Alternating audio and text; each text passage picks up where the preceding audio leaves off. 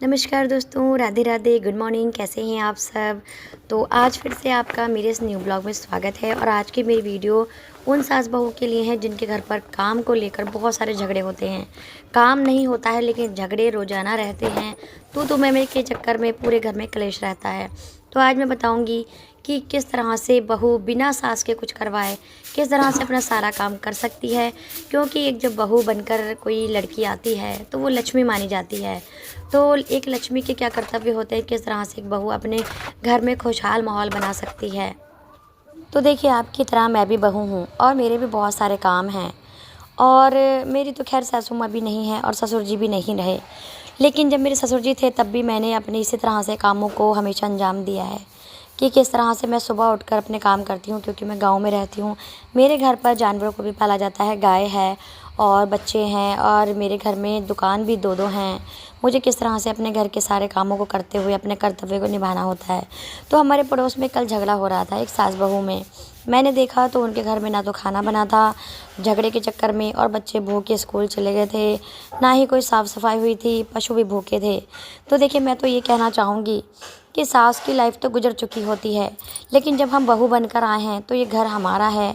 और जिस तरह से हम अपने फेरों में वचन लेते हैं, उसके साथ साथ हमारे जो घर के कामकाज हो जाते हैं वो भी उन्हीं वचनों में बंध जाते हैं। एक बहू का कर्तव्य होता है कि वो सुबह उठकर सबसे पहले अपने पशुओं को चारा डालें, अगर पशु हैं तो उसके बाद घर की साफ़ सफाई करें। जिस तरह से देखिए मैंने की है, मैंने साफ़ सफाई की, चारा डाला, उसके बाद गोबर को खेत के पास घूरी पर फेंक कर आई हूँ। और अभी मेरा काम ख़त्म नहीं हुआ है। सबसे पहले उठकर देखिए मैं अपनी साफ़ सफाई को अंजाम देती हूँ। तो बाहर का मैंने सारा काम कर दिया है। अब मैं आ गई हूँ अपने कमरों में अंदर। तो अपने रूम की झाड़ू लगा रही हूँ, उसके बाद यहाँ पर पोछा लगाऊंगी। डस्टिंग मैंने पहले ही कर दी थी। तो सबसे पहले अगर हम 4 बजे के समय उठेंगे तो हमारा काम बहुत जल्दी हो जाता है। तो मैं 4 बजे उठती हूँ और सबसे पहले अपने पशुओं को चारा डाल देती हूँ, फिर गोबर समेटती हूँ, झाड़ू लगाती हूँ, उसके बाद अपने अंदर की साफ़ सफाई करती हूँ। तो इस तरह से बहू का सबसे पहला कर्तव्य होता है सुबह उठकर कि वो अपने घर की साफ़ सफाई पर ज़्यादा ध्यान दे। क्योंकि घर साफ़ सुथरा होता है तो मन में अच्छे विचार आते हैं, सुविचार आते हैं, कोई भी नकारात्मकता नहीं रहती है घर में। ये सबसे अच्छा तरीका है अपने घर को साफ़ सुथरा रखने का। जो सामान जहाँ रहना चाहिए उसे वहीं व्यवस्थित रूप से रखें ताकि दिखने में एकदम अच्छा लगे और माइंड में डिप्रेशन ना हो बिल्कुल भी। क्योंकि जब काम पड़ा रहता है ना तो मेरा भी दिमाग बहुत ज़्यादा ख़राब हो जाता है। तो सबसे पहले साफ़ सफाई करें, उसके बाद में आप नाश्ता वगैरह बनाएं।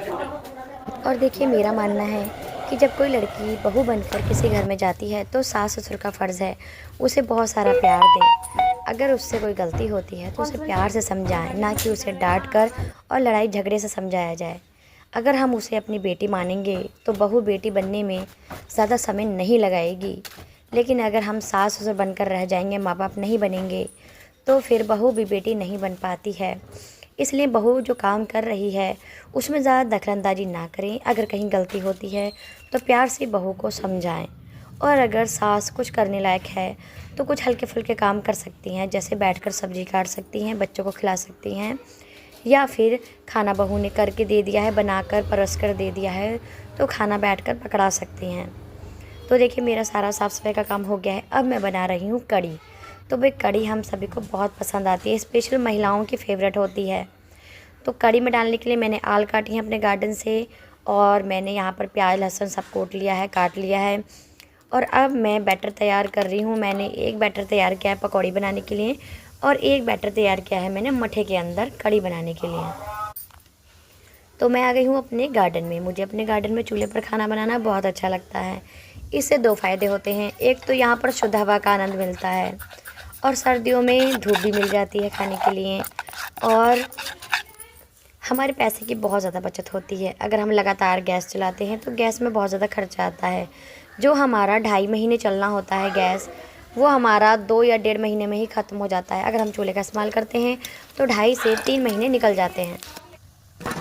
तो आप भी सोच रहे होंगे कि गला इतना ज़्यादा ख़राब है फिर भी ये कढ़ी बना रही हैं।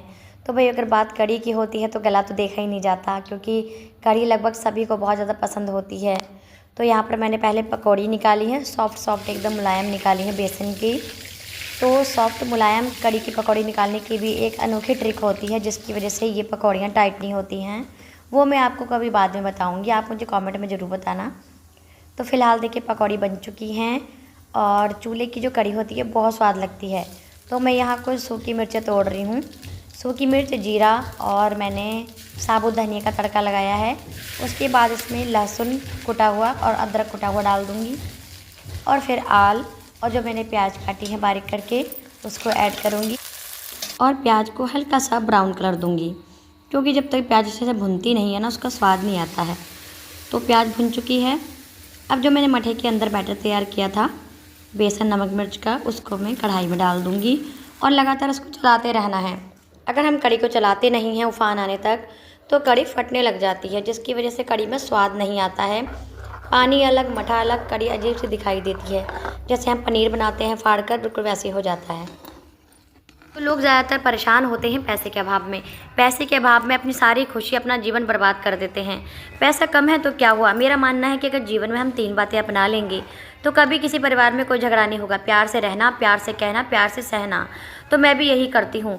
अगर हम प्यार से रहते हैं ना तो हमारे आस पड़ोस में भी सब खुश रहते हैं, हमारा परिवार भी खुशहाल रहता है और हम भी स्वस्थ रहते हैं, खुश रहते हैं, हमारे चेहरे पर रौनक रहती है।